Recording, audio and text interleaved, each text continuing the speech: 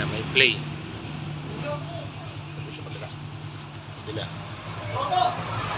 Meron na din. Tapos, yung ginamit na cylinder head, tignan nyo. Gasket maker. Ang putik. Gasket maker ang ginamit. Oh my God. Ginaya sa sa hose, no? Oh, ginaya sa hose. Kaya pala yung hose niya puro gasket maker. Ayan.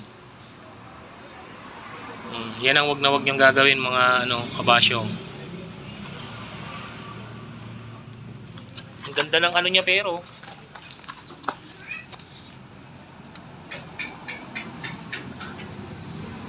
Pati yung dalawa siya nung baba, gumagalaw din. Magalaw din. O lahat sabay yan. Sabay na yan pag ganyan. So, tama nga na yung isang bolt is nagkaroon ng ganun na issue. Ito. Kanya yan. Pinapasok ng tubig to. O coolant yan. O. Alanganin na to na ibalik.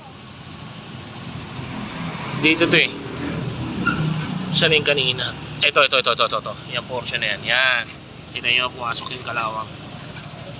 Ito yung pinapasok ng Ito yun. Ayan. Ganyan. Ito ang wag na wag yung gagawin mga kabasyo. Silicone gasket. Carbon na to eh. Hindi pa na-resurface. Alam bakit? Ito ang basihan ko. Ayan. Yan. Dito sa gilid. Kita nyo buong buo pa oh. Ayan oh. Ito. Yan. Ayan mga kabasyong yan. Hindi pa na-resurface yan. So maganda pa yung head. Oh, buo pa. Oh. Parang bago nga eh. Ayan. Nalagaan din ni kabasyong na kulan. Yun lang. Ang issue is loss compression. So yan, gasket maker. Oh, ayan. Tapos may alog na yan. Ayan o, kita nyo. Ayan. Yung black ka ba yung goods ko, black yan. Goods pa to. Yan o.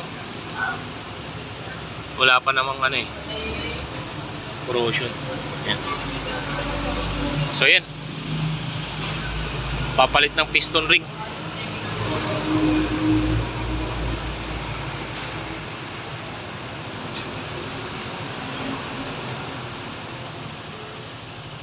Ito, oil ang lumalabas dito. Ayan. Ng bomba ng oil. Paakyat. So yan. Ito. Ayan, tubig yung dumadaan dyan. Tubig.